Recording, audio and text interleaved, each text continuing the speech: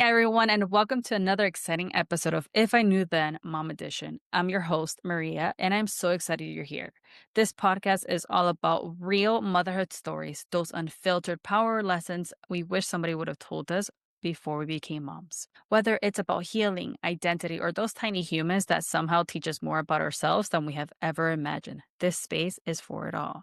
Today, I am honored to have an incredible guest, Alecia. Hi, Alecia. How are you? Hello, I'm doing well. How about yourself? I'm doing well, thank you. So, I like to first always ask, are you a mom? And if you are, how many do you have and how old they are? I am a mom of one son and he's 15. Wow. Okay. So teenage years. Yes. So Yeah. tell us about your motherhood journey. So motherhood has been, of course, the highs and lows, ups and downs, but it's probably one of the most rewarding things that I've ever done. He came kind of unexpected. I was on birth control, as a matter of fact. And that was probably one of the biggest surprises. We had a dog at the time, and he knew that I was pregnant before I knew. No way. How did he know? He wouldn't leave my side. And Interesting. whenever like someone would come up to me, he would start barking at that person and try to be in between them. Yeah. Wow. That is pretty cool. My dog, when I got pregnant, the male dog, he has always like imprinted in me. But after I got pregnant, like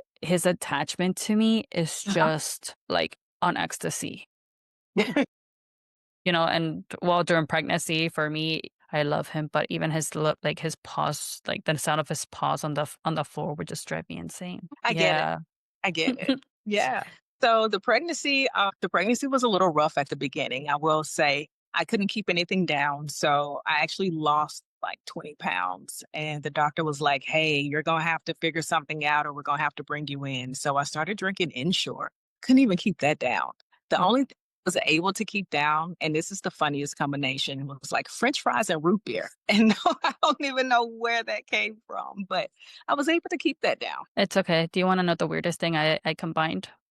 What Then did you come? especially my second pregnancy, mostly. My first one, it was fine. I was craving black beans, but That's my not second one, my craving was sardines and whole milk.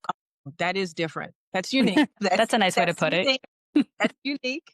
Okay. It's okay, I know it's gross, but for some reason, I guess how salty the saltines were Right. and how, like, I guess the whole milk and even today, like, the whole milk just, like it's just such a weird. Yeah, that's a new one. That's the first. Yeah. What else would you like to know? So, I saw that you also probably wanna talk about the infertility. Yeah, we can go into that. So there were some minor complications with the little one. Found out in utero that only part of his right kidney had developed. So we knew that he would have to have surgery once he was born. And he got it at 6 months. And then we continued on with life. I think he was about a year and a half when I didn't have a cycle and I thought I was pregnant because it happened for like 4 months. I didn't have a cycle. So I was like, we're going to have another one. And took a pregnancy test. It came back negative. Then went to the doctor and they're like, oh no, you're not pregnant.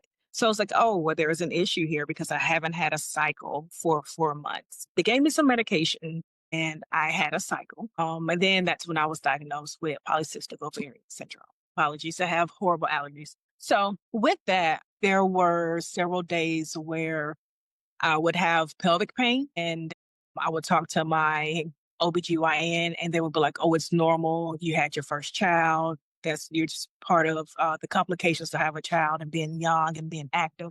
And I was like, I don't think this is quite right. So we ended up relocating and I went to another doctor because it happened again where I didn't have a cycle. And they said the same thing. You're not pregnant. Your hormones are just out of whack. Let me give you some birth control. So they were like, take 7 pills one day, 6 the next, 5 the next, and then so on.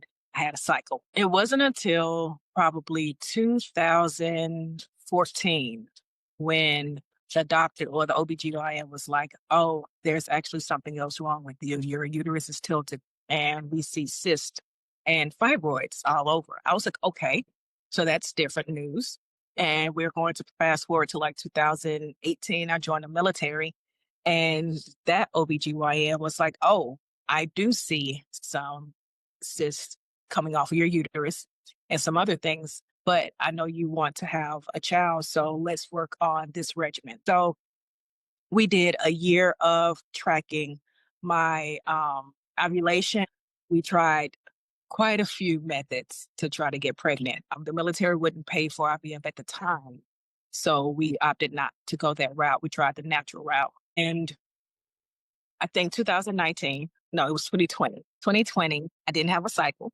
And I was like, okay, this could be it because it's been a year. We've been trying. And I went to the doctor this time. I didn't even do an at home pregnancy. I went to the doctor. They did a test and they were like, no, you're not pregnant. And at that time, I melted because of the emotional, mental, and physical strain of doing that for so long.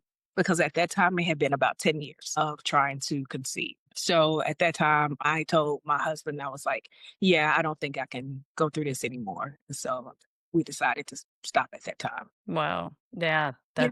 I can only imagine how emotionally draining that. Yes. Yeah. It was like 3 false pregnancies, they called them. Yep. Wow. So something that I just recently learned is that you may have like PCOS when you're younger. Like it's not very like you might not have the symptoms or like the symptoms might not be that pronounced, but apparently you can develop or the symptoms might spark after giving birth. That's Yeah. Yes. And the reason why I started doing my research is because my cycles have been completely out of whack lately, especially after my second baby. And yeah, no, like I've been super drained, like so many different things that it just keeps like mentioning PCOS, PCOS. And I was just like, this is so strange because usually people, women get diagnosed with right. PCOS in their Right. teens or early adulthood, right? And so I'm like, and I was able to have my two girls, like, and I know that, like all of these things. And I'm like, this is not adding up. It turns out that PCOS and gestational diabetes, which I had with my first, are intertwined. Hmm. Okay. Interesting, right? And right, because I haven't been diagnosed with any of that. However, they do say that I'm insulin resistant, but not diabetic or pre-diabetic. There you go.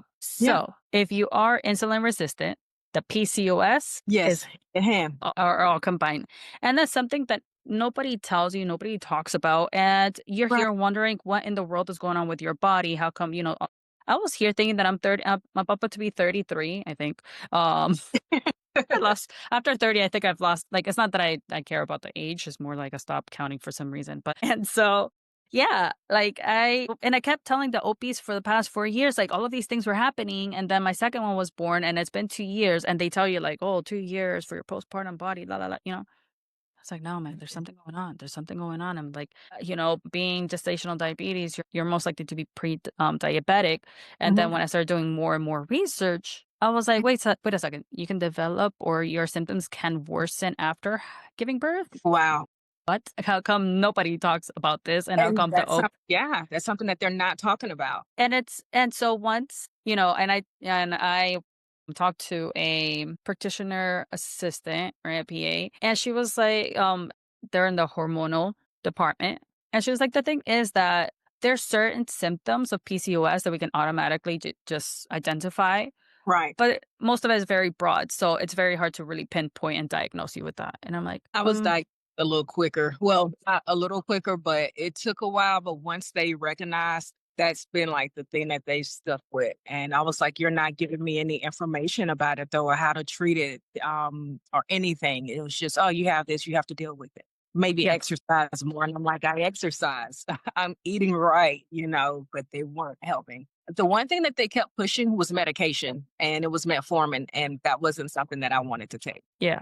Yeah, Yeah. no, like it's birth control and then two other pills and whatever. And I'm like, I don't know how I feel about this. Like, is there another way, And so right now, I guess just to get like I don't know, like it's just been so much information thrown at you and just doing so much research. And it's a conversation that I wish most women would have. So Okay. that way others that have symptoms actually start asking the right questions Right. or sitting in the OP's office and be like, no, I want to get these tests done. Like you said, they will tell you, like, you should go to exercise. Have Mhm. you gained weight after, are you Right. stressed? Could you be depressed? And it's all of Right. these like external things that you're like, it could be, but I've been like this for the past 3 years. Like, Right. And so sometimes they just don't want to go that extra mile and make sure that you're okay. They just want to push the medication because they're getting kickbacks for it. So they don't really care about the health. yeah. Yeah. And that's something that I've been realizing as I get older and as I became a mom, how much medication they're just constantly throwing at you. Yes, that was definitely something. I actually ended up having to get a hysterectomy 2 years ago. Yeah. So that's something that's another part of the motherhood that I was not expecting to happen, that I'm still kind of healing from, is losing what we would consider a piece of our womanhood, and that part of you that carried your baby. So that's been a challenging journey as well. I can imagine. Like, I've heard that it's extremely painful. Um, so I didn't have a lot of pain physically. It was more of the emotional and mental aspect for me. So I went in thinking that I was just only losing my uterus, but because of so many years of them saying I was okay, the fibroids had grew into my tubes and my cervix. And my uterus was actually double the size it was supposed to be. And the fibroids had grown half the size of the uterus. So, like, I have fibroids the size of a normal uterus and a uterus double that. And they had gone into my walls, everything. So, yeah, of not getting treated well, even going to the doctor and them not seeing any of this. If I'm not mistaken, Black women actually don't like have get a lot of fibroids, right? And you guys tend to be very known to get PCOS and fibroids, Yes, that's and so something you, that they were just talking about this in some scientific journals that Black women are at a higher rate to get fibroids and be hmm, diagnosed. Yes. And yeah. there was something I just read today that said that PCOS can actually be transferred through generations. So it's hereditary. Yeah. It just Wow. today. Listen, the more you know. That's wild. And it's unfortunate because, maybe it's just me, but at this point, medicine should be advanced enough to understand the different ethnicities and the different genetics of everybody because, they they test each one of us with the same type of test and you're like, but that's not how things work. Right. So like a one size fits all. Yeah. And you would think at this point they would have, or they're starting to change, but it's very frustrating and it infuriates me because my best friend, she's a beautiful Black woman and she's afraid.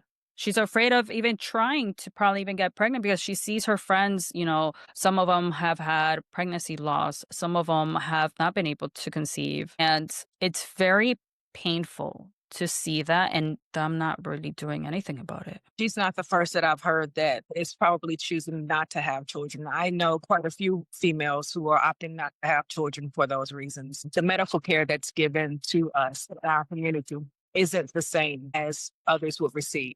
So I can 100% understand where she's coming from. That's so unfortunate. And I think the more is talked about, maybe there will be more awareness. Right.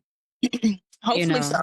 Hopefully so. It's 2025. I agree with you. We should be farther along than where we are. Yeah. Yeah. Yeah. And it's been 2 years that they took Yes. your.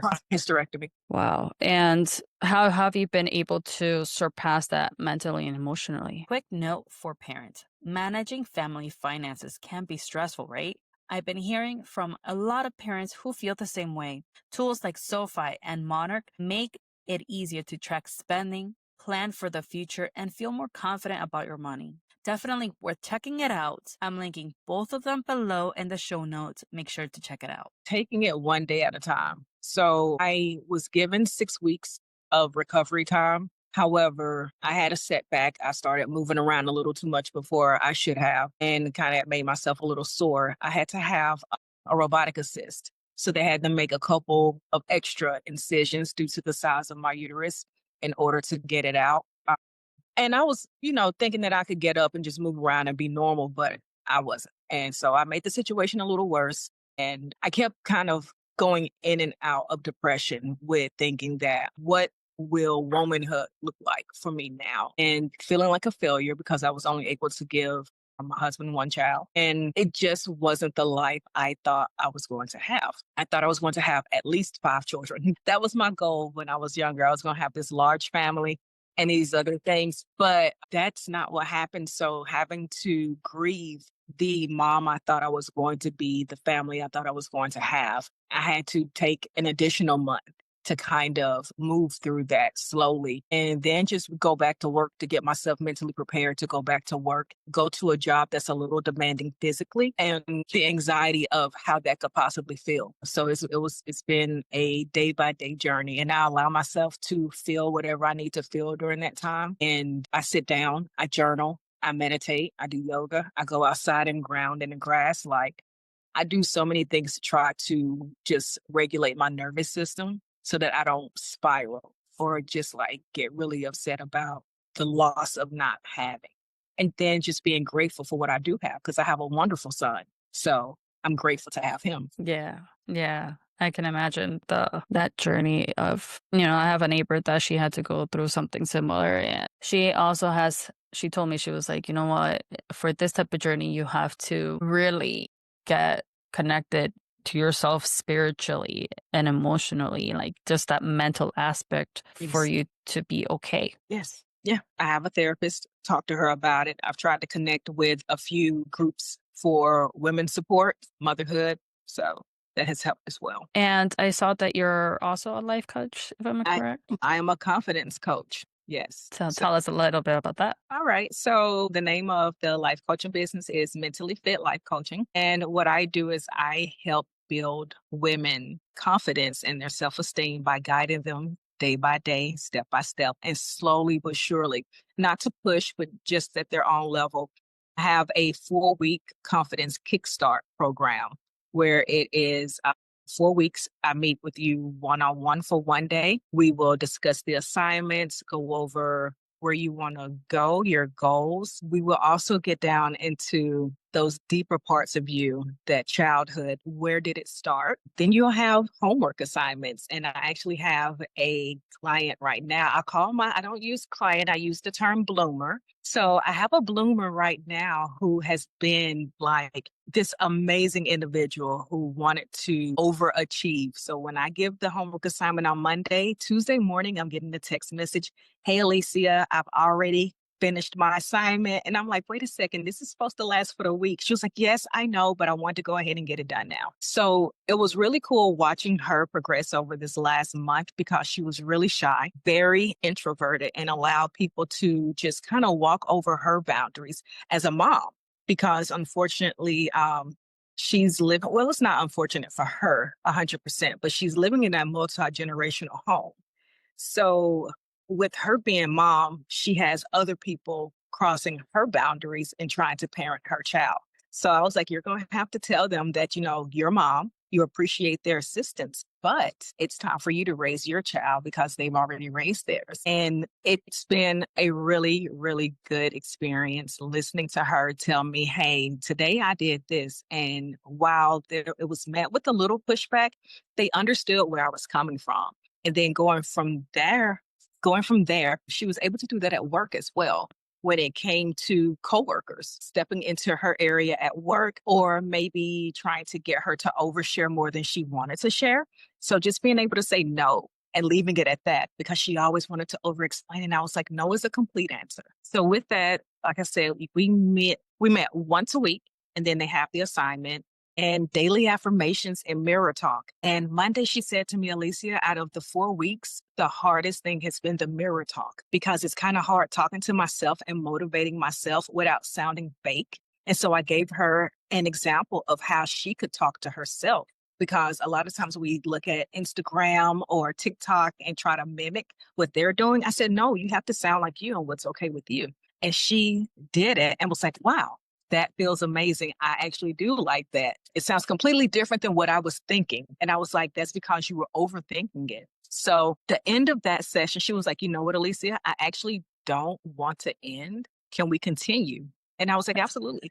So she's signed on full time after just that 4-week kickstart. So it's been pretty cool. That is amazing. That's beautiful. And let me tell you, I have a mirror exercise, and I know that I should continue it, but I feel very awkward with it. I'm just like, but then by putting for my negative thoughts, I gave it a name, Gothel. So that way when Gothel comes along, I can tell her to stop talking. Oh, wow. And yeah, so giving that type of identity, that name, you're giving yourself the power to be able to shut it. Right. And so giving that type of control. So I love that you do that because it's so important and so needed. And I think that's one of the hardest things to overcome as a mom is like the no and like the being able to stop people for overstepping and trying to raise your kid. And also, obviously, it depends on the culture that you were raised and things like that. And I know how important that is because when I had to put my foot down with my parents, it was like